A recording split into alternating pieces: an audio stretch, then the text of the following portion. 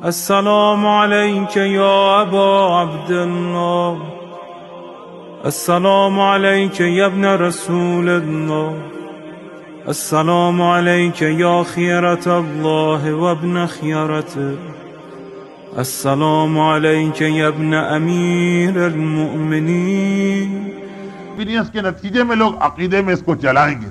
تو امام نے کہا کہ سب سے بڑی وارننگ، سب سے بڑا ڈینجر تو یہی ہمارے ماننے والوں کے لیے کہ آخری زمانہ آنے تک اتنے جھوٹے امام آ چکے ہوں گے کہ ہمارے ماننے والے خود کنفیوز ہوں گے۔ ایک چھوٹا گروپ تو ٹھیک ہے لیکن باقی سب کنفیوز ہوگا، اور جھوٹے امام ان کو اتنا دھوکہ دیں گے کہ یا تو وہ جھوٹے کو امام مان لیں گے یا سچے کا بھی انکار کر دیں گے۔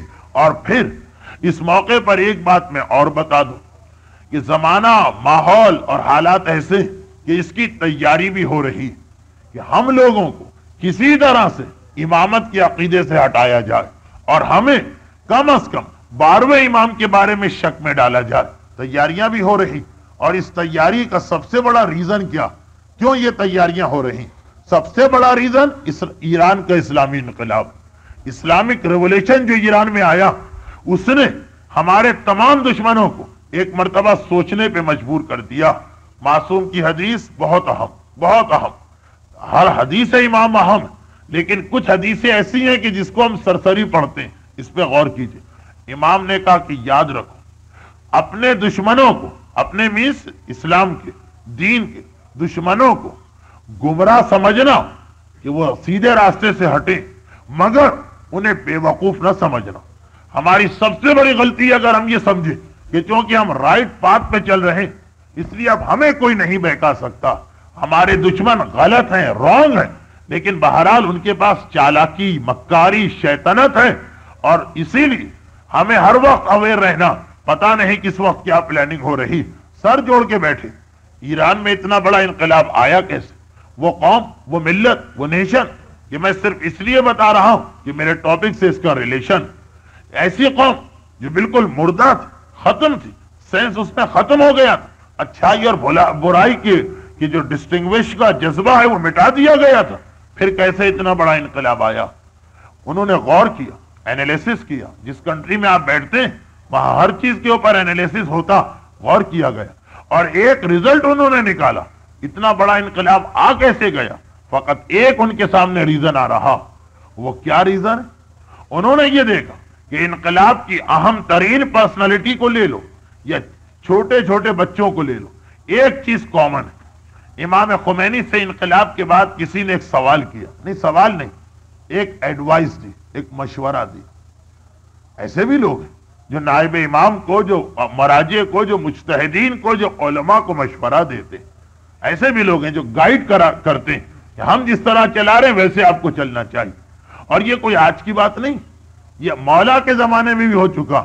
نہج البلاغہ کا ایک پورا خطبہ، عجیب خطبہ، پڑھے انسان تو ہنسی آتی، لیکن اس وقت یہ ہنسی بڑھ جاتی جب ہم دیکھتے ہیں کہ یہ خطبہ پڑھنے والے بھی وہی غلطی کر رہے ہیں جس کو کنڈیم کیا جا رہا ہے خطبے میں۔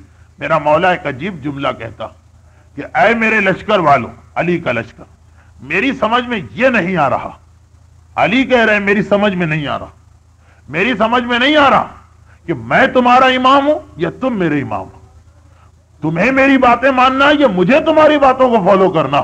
علی کہہ رہے ہیں میری سمجھ میں نہیں آ رہا۔ ہر آدمی ایک مشورہ لے کے کھڑا، ہر آدمی علی کو گائیڈ کر رہا، ہر آدمی علی کو ایک ایڈوائس دے رہا، ایسا کہ نہج البلاغہ میں میرے مولا کو یہ کہنا پڑا کہ میری سمجھ میں نہیں آتا کہ میں امام ہوں یا تم میرے امام ہو، مجھے تمہیں فالو کرنا۔ تو یہ علی کے زمانے سے اب تک یہ سلسلہ۔ امام خمینی کے پاس کوئی پہنچے ایک مشورہ لے کے، اے امام خمینی، ٹھیک ہے ایران کا اسلامی انقلاب بہت بڑا انقلاب ہے، لیکن رہنا تو ہمیں اسی دنیا میں۔ وہ مشورہ دے رہا کہ دنیا میں رہنا تو بہرحال سپر پاور سے بنا کے رکھنا پڑتی، سپر پاور سے بگاڑ کے ہم دنیا میں نہیں رہ سکتے، دریا میں رہ کے مگرمچھ سے بیر امپاسبل۔ یہ مشورہ دے رہا ہے امام خمینی کو۔ اور آپ کا تو عجیب طریقہ کہ آپ اس سے بھی لڑ رہے ہیں، اس سے بھی لڑ رہے ہیں، اس کو بھی ناراض کیا ہے، اس کو بھی ناراض کیا۔ اچھا، دین کا کام کرنے والوں پہ یہ الزام بہت جلدی لگ جاتا کہ یہ لڑائی جھگڑا ہر ایک سے کرتے ہیں، یہ ہر ایک ان سے ناراض و ناخوش، اور یہی سب سے بڑی پہچان ہے حق پہ چلنے والوں کی کہ ہر ایک ان سے ناراض، کیونکہ جو ہر ایک کو راضی رکھے اس کا نام منافق اسلام میں بتایا گیا۔ یہ حدیثیں اپنے ٹائم پر آئیں گی۔ تو بہرحال آپ اس سے بھی لڑ رہے، آپ اس سے بھی لڑ رہے، یہ بھی آپ کا مخالف، وہ بھی آپ کا مخالف، تو کیسے پاسبل ہے یہ انقلاب آپ لے آئے؟ اب اسے آگے بھی تو بڑھانا کیسے پاسبل ہے جب تک کہ سپر پاور کی تائید نہ ہو؟ اچھا، اس نے مشورہ دیا پورے جوش و خروش کے ساتھ۔ امام خمینی نے حیرت کا اظہار کی، یہ کیا کہہ رہا؟ ارے تجھے کس نے بتایا کہ ہم سپر پاور کے خلاف؟ ہمارا تو انقلاب آیا ہی سپر پاور کی مدد سے، اگر وہ ہماری ہیلپ نہ کرتے ہم انقلاب نہیں لاتے۔ خمینی کی کیا طاقت ہے کہ وہ انقلاب لے کے آئے؟ یہ تو سپر پاور ہے۔ مشورہ دینے والا اب ذرا چکرا کے رہ گیا، وہ ہو گیا پزل کہ یہ کیا بات، میں تو مشورہ لے کے آیا ہوں، امام کہہ رہے ہیں کہ جی ہمارے پاس تو ہے سپر پاور۔ کون سی سپر پاور؟ وہ حیران، اے امام خمینی کون سی سپر پاور کی آپ بات کر رہے ہیں؟ امریکہ بھی آپ سے ناراض، روس بھی آپ سے ناراض۔ امام خمینی نے کہا کہ یہ سپر پاور کو تھوڑی، اس کو تھوڑی کہتے سپر پاور، دنیا میں دو ہی سپر پاور اور دونوں ہمارے ساتھ ہیں، ایک ہمارا خدا، ایک ہمارا امام زمانہ۔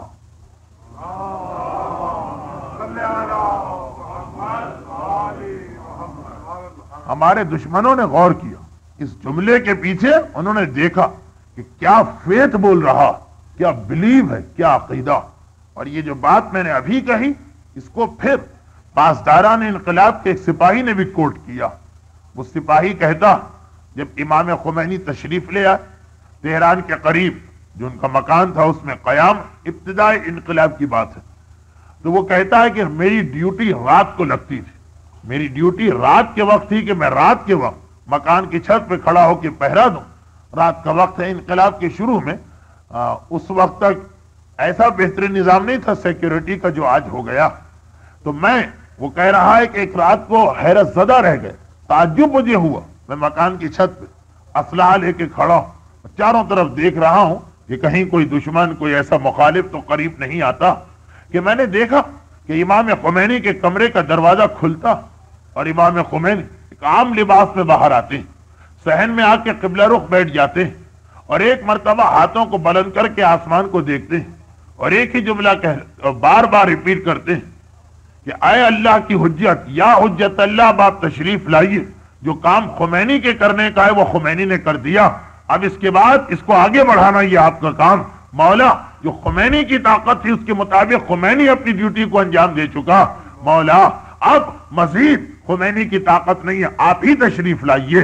خمینی جیسی شخصیت جو دنیا کو ہلا کے رکھتی، لیکن وہ کہتی ہے یا امام زمانہ، یا حجت اللہ، یا ولی اللہ، آپ کی ہیلپ نہ ہو تو میں کچھ بھی نہیں، میں کوئی کام نہیں کر سکتا۔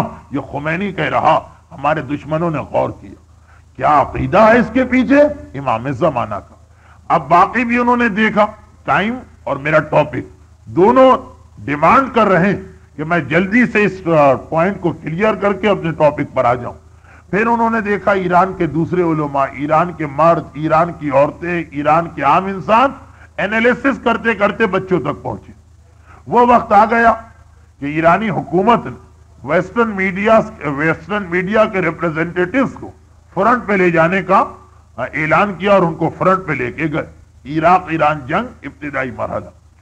جب یہ لوگ وہاں پہنچے تو یہ دیکھ کے حیران ہو گئے کہ جس کو ہم نے جھوٹا پروپیگنڈا بنایا تھا، ہم کو تو معلوم ہے کہ ہم جھوٹ بنا رہے ہیں، وہ بات سچ نکل رہی کہ فرنٹ کے اوپر 12، 13، 14 سال کے بچے بھی موجود جو باقاعدہ حصہ لے رہے ہیں، جنگ کر رہے ہیں۔ آپ تو یہاں بیٹھے، کیسی کیسی باتیں کی گئی، یہاں تک کہ ایک جملے پر تو امام خمینی بھی مسکرائے۔ یہ جب یہ کہا گیا کہ جی ایران کے عوام تو جنگ میں حصہ نہیں لینا چاہتے، زبردستی ان کو میدان جنگ میں بھیجا جا رہا، زبردستی ان کو فرنٹ پہ بھیجا جا رہا، ایران کی گورنمنٹ اپنے شہریوں پہ زبردستی کر رہی، بائی فورس پریشر ڈالا جا رہا۔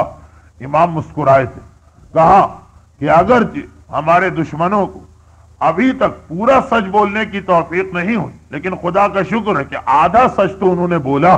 پہلے تو ٹوٹل جھوٹ ہوتا تھا، اب 50% سچ ہو گیا۔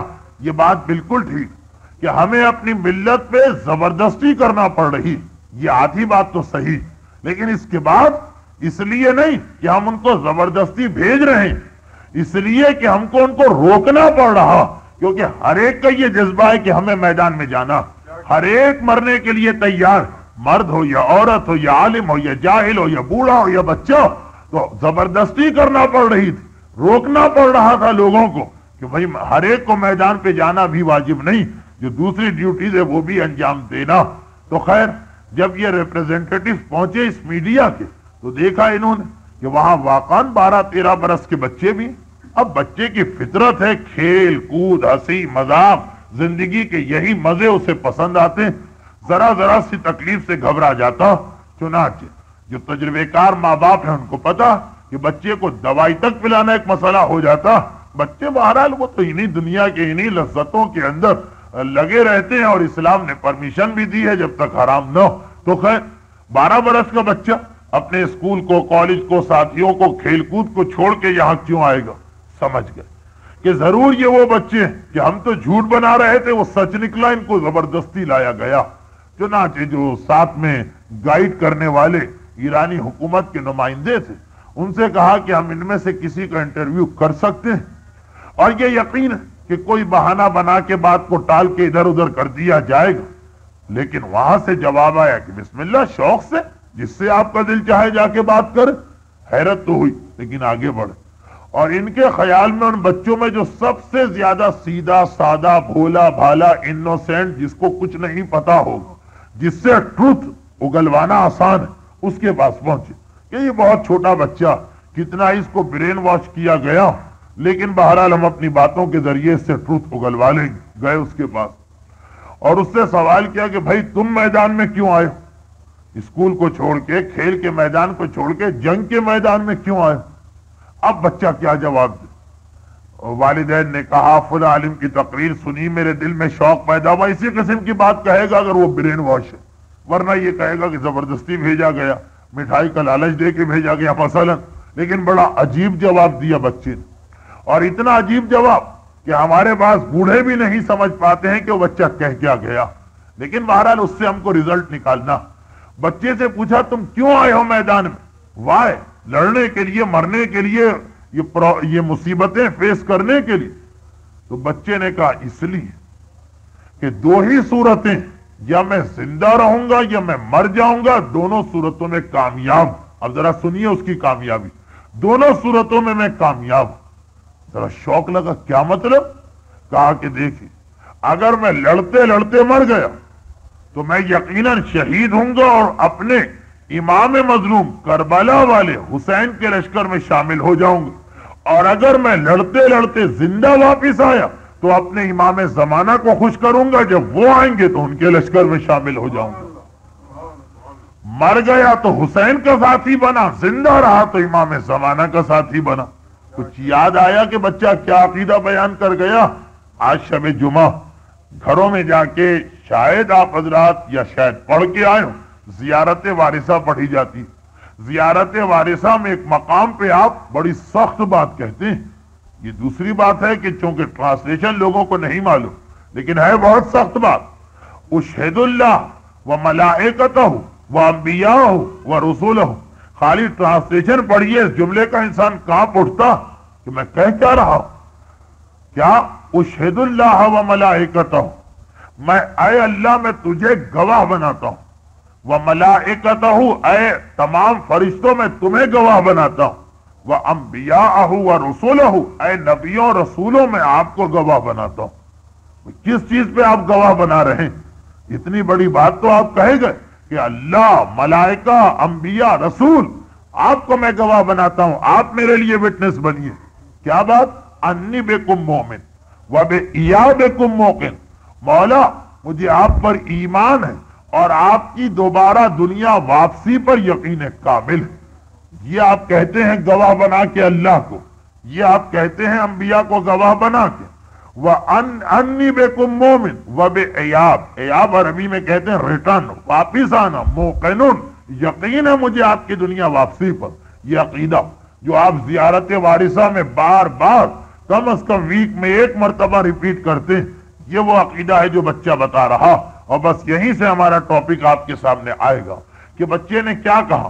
اب آئیے دیکھیے ہمارا عقیدہ، جب امام ظاہر ہوگا اکیلا امام نہیں آئے گا، امام کے فوراً بعد امام مظلوم بھی آئیں گے، امام حسین بھی آئیں گے، اور روایتوں میں یہ کہ یزید کا لشکر بھی آئے گا، حسین کا لشکر بھی آئے گا، لیکن ایک ڈیفرنس ہوگا، اب جو حسین کا لشکر ہے 72 پہ نہیں ہوگا، اس کے اندر سینکڑوں اور ہزاروں ہوں گے۔ راوی نے پوچھا مولا یہ 72 جو ہے یہ کیسے تھاؤزنڈز میں چینج ہو گئے؟ امام نے کہا کہ عاشورے کے دن سے لے کر امام زمانہ کے ظہور تک جس نے بھی دین کی خاطر اپنی جان دی ہے اور شہادت کو حاصل کیا وہ سب حسین کے لشکر میں شامل ہوگا، اسی لیے حسین کا لقب ہے سید الشہداء، شہیدوں کا سردار، شہیدوں کا لیڈر، سب کے سب حسین کے لشکر میں آئیں گے۔ جو بھی دین کے لیے جان قربان کرتا، یہ بچہ وہی جملہ بتا رہا۔ اور دوسری بات کہ غیبت امام میں جو بھی دین کے لیے کوئی کام کرتا، جو بھی دین کے لیے کوئی کام کرتا، اب اس وقت دین کا اصلی محافظ کون؟ اس وقت دین کی نگرانی کون کر رہا؟ اس وقت اسلام کا محافظ اللہ نے کس کو بنایا؟ ہمارا امام زمانہ۔ وہ دیکھتا کہ میری غیبت میں جو میری ڈیوٹی ہے کون کون اس میں شیئر کر رہا، کون کون میرا ساتھ دے رہا، کون کون میری ہیلپ کر رہا۔ ہم اور آپ تو پریشانی اور پرابلم میں ہوں، کوئی ہماری ہیلپ کرے، پرابلم دور ہو گیا، ہم طوطے کی طرح اس سے آنکھیں پھیر لیتے ہیں، پہچانتے بھی نہیں کہ آپ ہیں کون۔ ہم نے تو فرسٹ ٹائم آپ کو لائف میں دیکھا، لیکن یہ بات امام کی ہو رہی، امام زمانہ کی ہو رہی، جو کریم ابن کریم، شریف ابن شریف، جن کا خاندان، جن کی نسل، جن کا طریقہ امامت، جو بھی غیبت امام میں امام کی ڈیوٹیز میں حصہ لے رہا، یعنی دین کے لیے کوئی کام کر رہا، امام جب بھی آئیں گے اس کو ضرور کال کریں گے، اسے بلا کے لاؤ۔ ایون روایتوں میں یہ کہ اگر وہ مر گیا فرشتوں کو بھیجا جائے گا اس کی قبر پر، اور اسے یہ میسج دیا جائے گا کہ جس دین کے لیے تم کام کرتے تھے اور جس دین کے لیے تم سفر کرتے تھے اس دین کا محافظ ظاہر ہو گیا اور وہ تمہیں کال کر رہا، البتہ تمہاری مرضی پر ہے، وہ آ گیا، آنا چاہو تو آ سکتے ہو، وہ تمہیں بلا رہا۔ مرنے والوں کو بھی بلایا جائے گا، کون؟ جنہوں نے دین کے لیے کوئی نہ کوئی کام کیا۔ تو اگر زندہ رہا تو میں امام کا ساتھی بنوں گا، مر گیا حسین کا ساتھی بنوں گا۔ بچے نے بھی یہ کہا، امام خمینی نے بھی یہ کہا، ہمارے دشمن سر جوڑ کے بیٹھے، کہا کہ اچھا ایران کا یہ عظیم انقلاب اس لیے آیا کہ وہاں ہر چھوٹے بڑے کو امام زمانہ پہ یقین کامل ہے، اب اس عقیدے کو مشکوک کرنا ہے، اب اس عقیدے کو ختم کرنا ہے، اب امام کے ماننے والوں اور شیعان آل محمد کو امامت کے عقیدے سے ہٹانا ہے۔ لیکن کون سا امام؟ فقط آخری امام، کہ یہ وہ عقیدہ ہے، زندہ عقیدہ جس نے ان کو اتنی پاور دی ہے۔ کام شروع ہو گیا ہے، لیکن ہمارا چھٹا امام 1400 سال پہلے کہہ چکا کہ اے ہمارے شیعوں، کم سے کم 12 آدمی آ کے تمہیں دھوکہ دیں گے، اور ایون یہ بھی پاسبل ہے کہ 70 آئیں اور تمہیں دھوکہ دیں، تو تمہیں ہر وقت اویئر ہو کے بیٹھنا، تیار ہو کے بیٹھنا، ہر وقت سوچ کے بیٹھنا، پتہ نہیں کس وقت امام آ جائے۔ سچے اور جھوٹے میں تم فرق کیسے کرو گے؟ کیسے ڈسٹنگوش کرو گے؟ اسپیشلی جو آخری زمانے کے مومن، جو میں نے جملہ کہا تھا، ان کے لیے ایک بہت بڑا پرابلم ہے، یہ ایک ڈس ایڈوانٹیج بھی ہے، لیکن اگر اس مرحلے سے ہم گزر گئے تو ہم سے زیادہ خوش قسمت اس کائنات میں کوئی نہیں ہوگا کہ ہم امام کے لشکر میں شامل ہوں گے۔ آخری زمانے کا مومن۔ اب آخری زمانہ کسے کہتے ہیں؟ کیسے پتا کہ آخری زمانہ کیا؟ آخری زمانے کی پہچان روایتوں میں آئی، آخری زمانے کی نشانیاں روایتوں میں آئی۔ جیسے جیسے ہم وہ حدیثیں پڑھتے جاتے ہیں ہمیں تو ایسا لگتا کہ جیسے کوئی آج کومنٹری کر رہا ہے ہمارے حالات کو دیکھ کے، بالکل ایسا لگتا۔ وقت بہت کم رہ گیا، مجلس کا وقت پورا ہو رہا ہے، اور ویسے بھی شب جمعہ عبادت کی رات ہے، میں ذکر کو مختصر کرتا ہوں، صرف 2 چھوٹی حدیثیں آج پڑھتا ہوں، باقی چیزیں انشاءاللہ کل اور پرسوں کی مجلس میں۔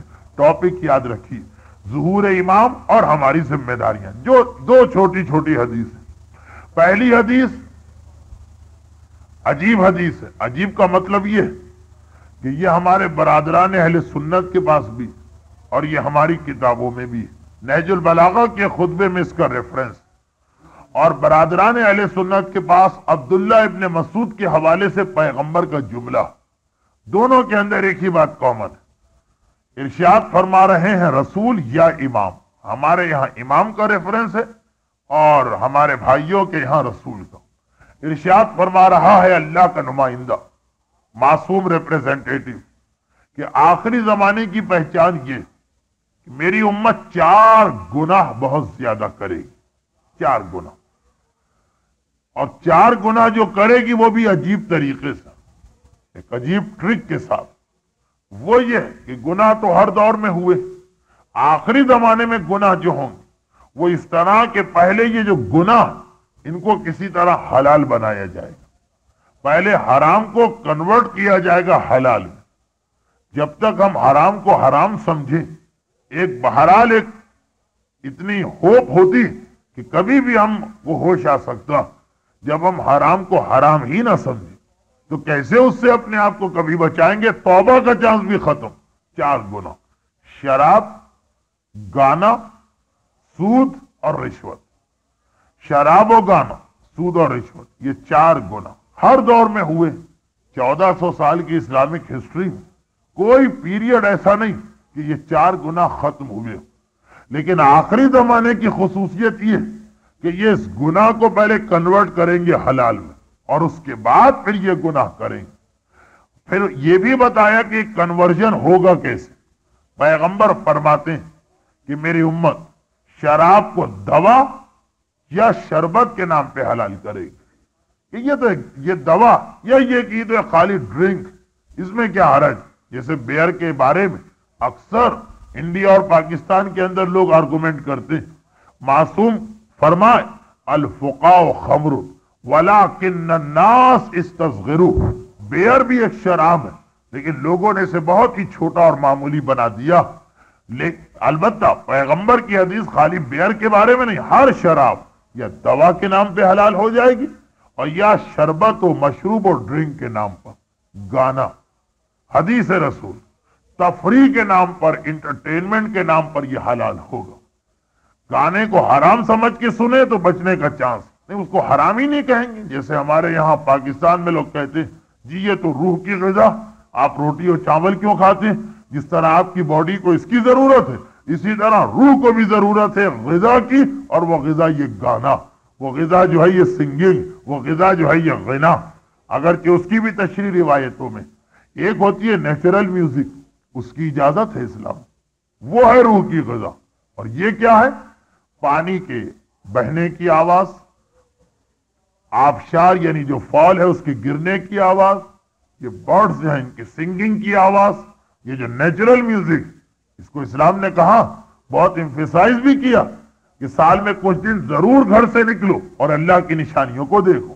لیکن یہ جو وہ گانا ہے کہ جو حرام در حرام در حرام آخری زمانے میں حلال ہو، اور یہ کہے کہ انٹرٹینمنٹ ہے، یہ تو تفریح ہے، یہ تو ٹائم پاس ہو رہا۔ تیسری چیز رشوت حلال ہوگی، لیکن گفٹ کے نام پر۔ شاید یہ آپ کے یہاں کا بہت بڑا پرابلم نہیں ہے، اس لیے اس کو میں مختصر بتا رہا ہوں۔ اور چوتھی چیز یہ کہ سود حلال ہوگا، دل کھول کے سود لیا جائے گا اور دیا جائے گا۔ واحد گناہ ہے سود کا، جسے قرآن نے کہا کہ سود دینا ایسا جیسے اللہ سے جنگ کرنا، جنگ کرنا اللہ سے، یہ قرآن کہہ رہا۔ لیکن اس کے بعد آخری زمانے میں دل کھول کے یہ گناہ ہوگا، اور کس نام پر؟ کہ یہ پروفٹ کے نام پہ سود کو حلال کیا جائے گا۔ یہ کہا کہ جب یہ 4 حرام حلال ہوں اس طرح سے تو سمجھ لینا کہ آخری زمانہ آ گیا۔ بس ایک حدیث اور میری مجلس، آخری زمانے کے ساتھ میری مجلس کا بھی آخری حصہ آ گیا ہے، اس کے بعد باقی باتیں انشاءاللہ کل۔ اور وہ آخری حدیث، یہ تو بہت ہی مشہور حدیث ہے، انڈیا پاکستان میں ہر شخص اس کو جانتا، لیکن اس کا جو اصلی مفہوم ہے اس پہ کم غور کیا گیا۔ اللہ کا رسول کہہ رہا کہ آخری زمانے کی پہچان یہ کہ آخری زمانے کے مرد اپنے آپ کو عورتوں جیسا بنائیں گے، اور عورتیں اپنے آپ کو مردوں جیسا بنائیں گے۔ اور پھر کہا وَلَعَنَ اللَّهُ الْمُشَبِّحِينَ وَالْمُشَبَّحَاتِ، اللہ کی لعنت ہو ان مردوں پر جو اپنے آپ کو عورتوں جیسا بنا، اور اللہ کی لعنت ہو ان عورتوں پر جو اپنے آپ کو مردوں جیسا بنا۔ اچھا، لعنت کوئی گالی نہیں، लानत जो है वो किस्म की दुआ कि अल्लाह की रहमत इनको कभी नहीं मिलेगी। कौन? वो मर्द और वो औरतें। और ये आखिरी जमाने की पहचान कि सयाती ज़मानुन अला उम्मती, करीब ये जमाना मेरी उम्मत पे आएगा जो आखिरी जमाना। अब देखना यह है कि ये आ गया या नहीं आया। और देखिए इसका एक मफहूम जो उलमा ने अपनी किताबों में लिखा।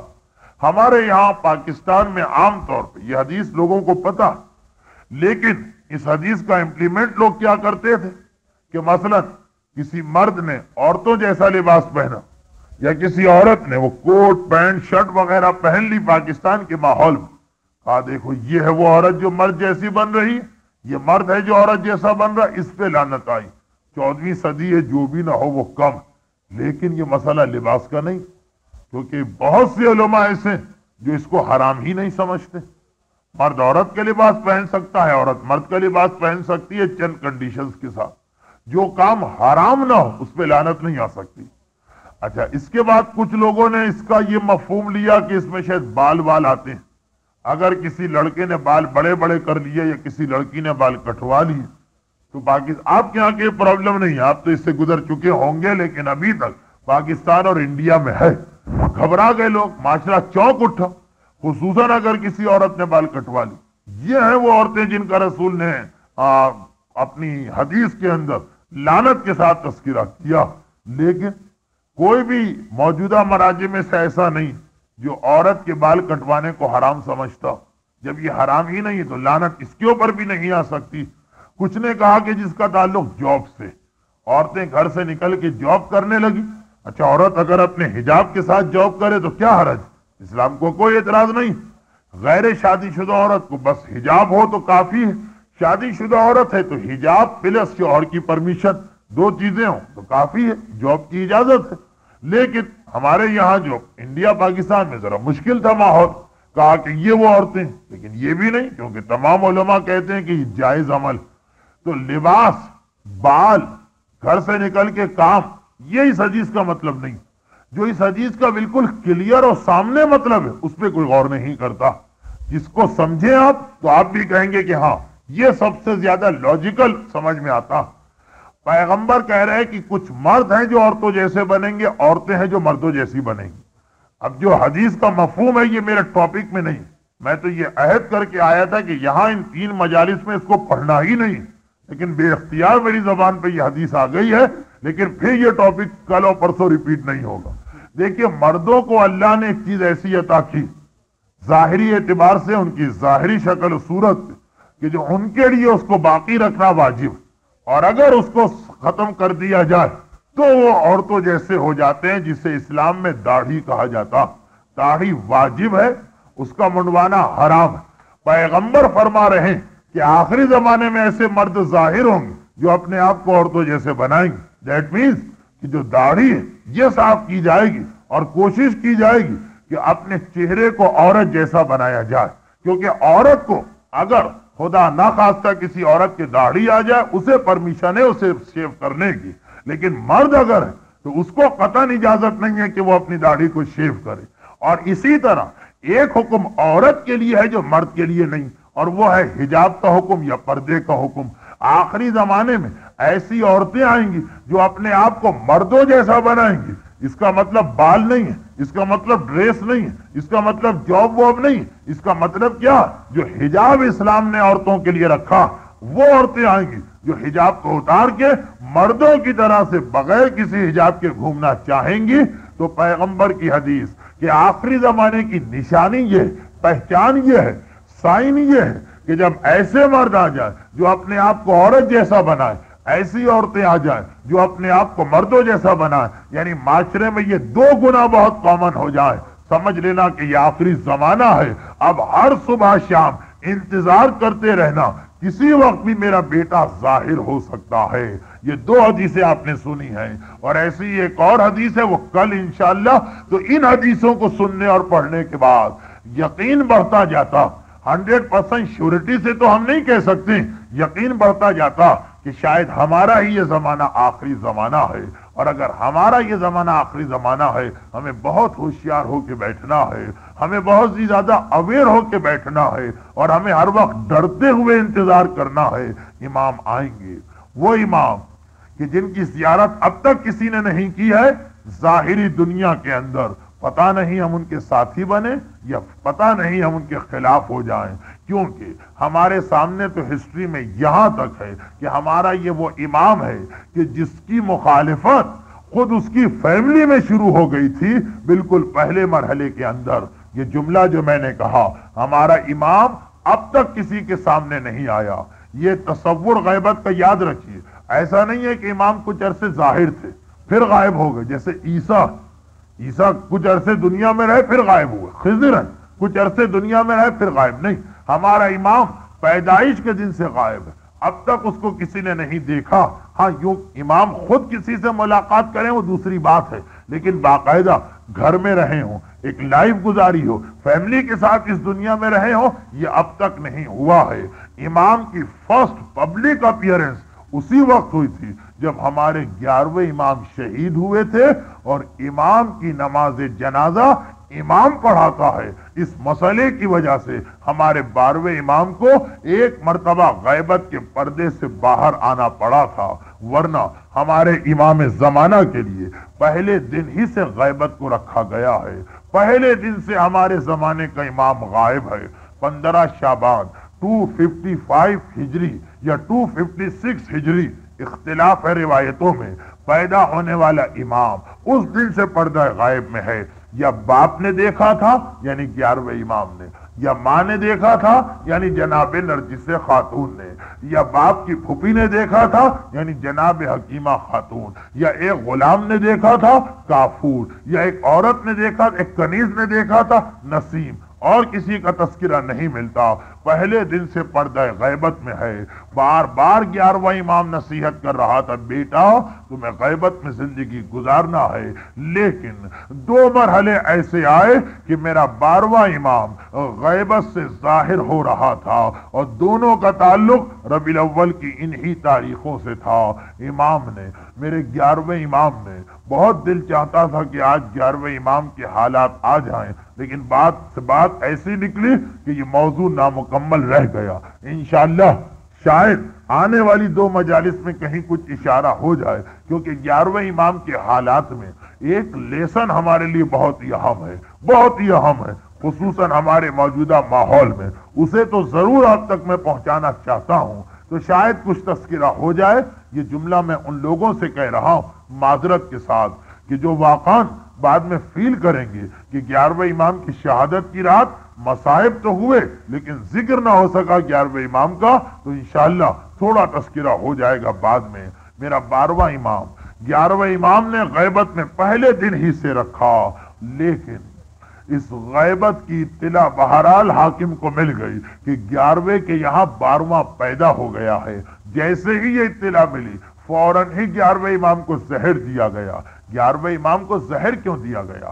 حاکم کی خواہش یہ تھی کہ 12واں امام پیدا ہی نہ ہو، چنانچہ 11ویں امام کو ایک قید خانے میں رکھا گیا۔ ہمارے 11ویں امام کے بارے میں 2 جملے سن لے۔ معصومین میں یہ 2nd ینگسٹ امام ہے، دوسرے سب سے کم عمر امام۔ ویسے سب سے کم عمر امام 9ویں امام 25 سال کی ایج، 11ویں امام 28 سال، فقط 28 ایئرز۔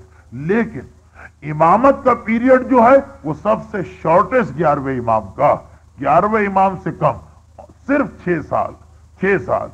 22 کی ایج پہ امام بنے، 28 کی ایج میں شہید ہو گئے، صرف 6 سال۔ 9واں امام 25 سال کی ایج ہے لیکن امامت 17 سال کی، کیونکہ 8 سال کی عمر میں امام بن گئے تھے، 25 سال تک امام رہے۔ تو 11ویں امام امامت پورے 12 اماموں میں سب سے چھوٹا پیریڈ آف امامہ وہ ہمارے 11ویں امام کا ہے، اور حاکم نے پوری کوشش یہ کی تھی کہ ان کے یہاں 12واں امام پیدا نہ ہونے پائے۔ چنانچہ جیسے ہی 11ویں کی امامت دنیا کے سامنے آئی اسی وقت سے ان کو قید میں ڈال دیا گیا، اور قید خانہ بھی کیسا کہ بس ایک دفعہ وہ بغداد کا 7ویں امام والا قید خانہ یاد آ جاتا ہے کہ نہ کھڑے ہونے کی جگہ، نہ آرام کرنے کی جگہ، نہ سورج کی روشنی پہنچے، نہ تازہ ہوا پہنچے۔ صرف بیچ میں ایک واقعہ ایسا ہوا کہ حاکم مجبور ہو گیا، 1 ہفتے کے لیے 11ویں امام کو اس نے رہا کیا، پبلک اس کے خلاف، جس کے نتیجے میں 12ویں کی ولادت ہو گئی، پھر 11ویں کو قید کر لیا گیا۔ حاکم کو پتہ ہی نہ چلا، وہ سمجھ رہا ان کے یہاں کوئی بیٹا نہیں ہے، امامت یہیں پہ ختم ہو جائے گی، لیکن جیسے ہی اطلاع ملی کہ نہیں 12واں امام تو ہے، ربیع الاول 260 ہجرہ فرسٹ ویک تھا، حاکم کو اطلاع ملی، بس گھبرا گیا۔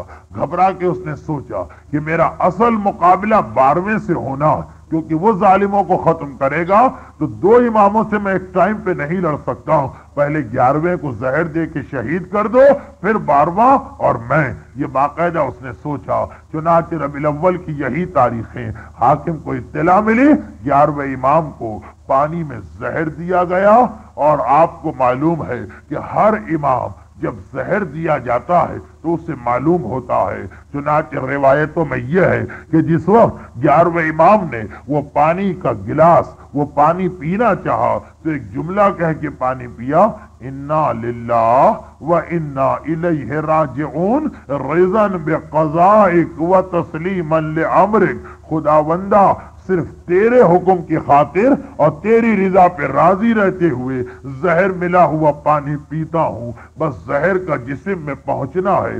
میرا 11واں امام جسم کا رنگ بدلنے لگا، یہاں تک کہ 6 ربیع الاول اور 7 ربیع الاول کی درمیانی رات کہ میرے 11ویں امام کا سارا جسم نیلا پڑ گیا، اور 7 ربیع الاول اور 8 ربیع الاول کی جو آج کی رات آئی تو میرا 11واں امام کلیجہ ٹکڑے ٹکڑے ہونے لگا۔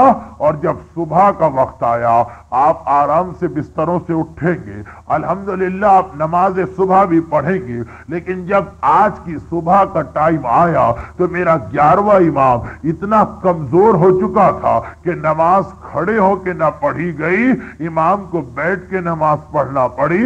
دیکھیے، امامت میں اگر کوئی امام بیٹھ کے نماز پڑھتا ہے یہ ایک بہت ہی اہم واقعہ بن جاتا ہے۔ اتنا کمزور میرا 11واں امام کہ کھڑے ہو کے نماز نہ پڑھی گئی، بیٹھ کے نماز پڑھی، لیکن وہ نماز بھی ایسی کہ جیسے ہی السلام علیکم ورحمت اللہ وبرکاتہ کہا، ایک مرتبہ اسی مصلی پہ میرا 11واں امام گر پڑا۔ بس یہ منظر 12واں امام دیکھ رہا ہے، ہائے ایک جوان بیٹا بوڑھے باپ کی یہ کیفیت دیکھے، کیسے ممکن ہے؟ ایک جوان بیٹا بیمار باپ کی کیفیت دیکھے، کیسے ممکن ہے؟ ایک جوان بیٹا اپنے باپ کو اس حالت میں دیکھے، کیسے ممکن ہے؟ ایک مرتبہ امام زمانہ اپنے کمرے سے نکل کے جس میں غائب ہے باہر آتے ہیں، بابا کے قریب پہنچتے ہیں، مصلی سے اٹھا کے بستر پہ لٹاتے ہیں، باپ کے سرانے میرا امام زمانہ بیٹھا ہے۔ آپ کو معلوم ہے کہ آج آپ کو کسے پرسہ دینا ہے؟ آج آپ کو اپنے امام زمانہ کو پرسہ دینا ہے۔ میرا امام زمانہ اپنے بابا کے قریب بیٹھا ہے کہ ایک مرتبہ اسی غشی کے عالم میں میرے 11ویں امام نے آنکھیں کھولی، 12ویں امام کو دیکھا، کہا بیٹا تم یہاں کیسے آ گئے؟ کہا بابا آپ مصلی پہ گر پڑے تھے، مجھ سے برداشت نہ ہو سکا، میں آپ کو سہارا دینے آیا۔ کہا بیٹا فوراً غیبت کے پردے میں چلے جاؤ، ایسا نہ ہو کہ دشمن یہاں پہنچ جائیں۔ باقاعدہ حکم دیا جا رہا ہے۔ 12واں امام غیبت کے پردے میں گیا، اور ادھر وہ غیبت کے پردے میں گیا، ادھر ایک مرتبہ 11ویں امام نے آنکھیں کھولی، کلمہ پڑھا، اس دنیا سے رخصت ہوئے۔ ہائے میرا 12واں امام یتیم ہو گیا، ہائے امام زمانہ کی یتیمی کی رات آ گئی، سارے گھر میں کوہرام بپا ہو گیا۔ اگلا دن آیا، جنازہ تیار ہوا، 11ویں امام کے بھائی جعفر ایک تواب آگے بڑھتے ہیں، نماز پڑھانا چاہتے ہیں، پھر وہ وقت آ گیا، امام زمانہ پردہ ہٹا کے باہر آئے، چچا کے قریب پہنچے، لباس پکڑ کے ایک طرف ہٹایا، نہیں چچا یہ میرے بابا کا جنازہ ہے، اس پر میں ہی نماز پڑھوں گا، امام کی نماز امام ہی پڑھتا ہے۔ 12ویں امام نے ایک مرتبہ اپنے بوڑھے اپنے بابا کے جنازے پہ نماز پڑھی، جنازہ اٹھا سامرہ کی جانب گیا، 10ویں امام کے پہلو میں ان کے بیٹے کو دفن کیا گیا۔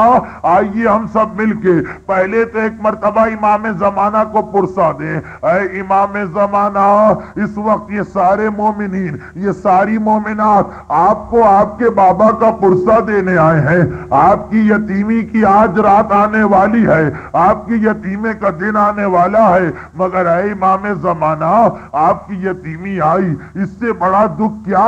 لیکن تماچے تو نہ لگے، کوڑے تو نہ پڑے، وہ مصائب تو برداشت نہ کرنا پڑے جو حسین کے یتیموں کو برداشت کرنا پڑے تھے۔ اے امام زمانہ، تاریخ نے بتایا کہ 2 واقعات ایسے کہ آپ امام ہیں اور ایسے صابر امام آپ بھی برداشت نہ کر سکے، ایک بابا کا مصلی پہ گرنا اور ایک بابا کے جنازے کی نماز۔ لیکن ہائے، ایک امام زمانہ کربلا کا میرا مولا سید سجاد بھی تھا، وہ اس کی امامت کا زمانہ تھا۔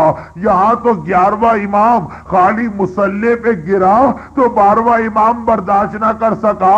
ہائے سید سجاد، بوڑھا بابا ذوالجنا سے زمین کربلا پہ گر رہا ہے اور میرا مولا سجاد حکم خدا ہے تو خاموش ہے، مگر خود سوچئے سید سجاد کے دل پہ کیا قیامت گزری ہوگی۔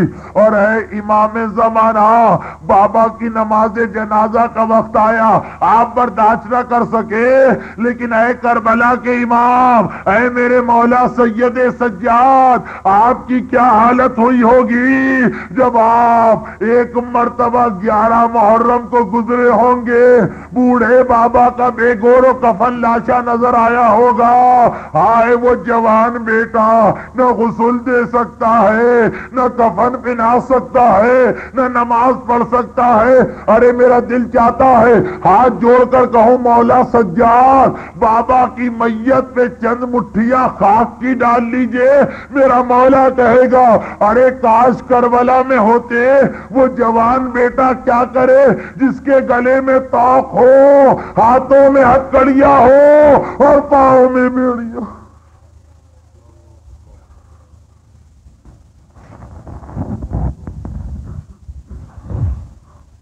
پروردگارا، میرے 12ویں امام زمانہ کی یتیمی کی اس پہلی رات اور 11ویں امام کی شہادت کے ان مصائب اور کربلا والوں کے مصائب کا واسطہ تمام صاحبان ایمان خصوصاً رات کے اس حصے میں اس مصروف ترین زندگی میں سے وقت نکال کر امام زمانہ کو پرسا دینے آنے والے ان مومنین اور مومنات کو، ان کی اولادوں کو، ان کے گھروں کو، ان کے گھر والوں کو دنیا اور آخرت کی ہر پریشانی سے محفوظ فرما۔ پروردگارہ، میدان کربلا کی انہی بے گور و کفن لاشوں اور میرے 11ویں امام کی شہادت کا واسطہ ہم سب کے، خصوصاً مجلس میں موجود مومنین اور مومنات کے جملہ مرحومین کی مغفرت فرما۔ پروردگارہ، جس اسلام کی خاطر آل محمد نے یہ قربانیاں دی ہیں، جس کی خاطر ان کے بچوں نے یتیمی برداشت کی ہے، ہمیں بھی اس اسلام کی خاطر ہر قربانی دینے کا جذبہ عطا فرما۔ ہمیں سیرت اہل بیت پہ عمل کرنے کی توفیق عطا فرما۔ پروردگارہ، مجاہدین کربلا کا واسطہ جس انداز سے ان کے دلوں میں ایک دوسرے کے لیے خلوص و محبت تھا، دین کا کام کرنے والے تمام صاحبان ایمان کو ایک دوسرے کا ایسا ہی مخلص و ہمدرد بنا۔ پروردگارہ، سید سجاد کی بیماری کا واسطہ ہمارے تمام بیماروں کو شفائے کاملہ عطا فرما۔ پروردگارہ، تیرے دین کے دشمن دنیا میں جہاں جہاں دین کے خلاف سازشیں کر رہے ہیں، ان سب کو نیست و نابود فرما۔ ایران کے اسلامی انقلاب کو امام زمانہ کے انقلاب سے متصل فرما۔ ہمارے تمام علماء اور مراجع کا سایہ ہمارے سروں پہ برقرار فرما، اور ان مظالم کے انتقام کے لیے اپنی آخری حجت وارث معصومین امام زمانہ کے ظہور میں تعجیل فرما۔ آج شب جمعہ اور یہ وہ رات ہے کہ خصوصیت کے ساتھ ہمارے مرحومین بھی ہمارا انتظار کر رہے ہیں۔ کوئی گفٹ، کوئی تحفہ، کوئی ہدیہ، اس لیے بہترین عبادت قرار دیا گیا ایک سورہ فاتحہ جملہ مرحوم مومنین و مومنات، خصوصاً امام امت امام خمینی رضوان اللہ علیہ، پاکستان کے شیعہ حیدر کرار کے قائد حجت الاسلام شہید عارف حسین الحسینی ہمارے تمام دیگر شہداء خصوصاً شہداء مکہ اور شہداء ایران کی ایصال ثواب کے لیے سورہ فاتحہ۔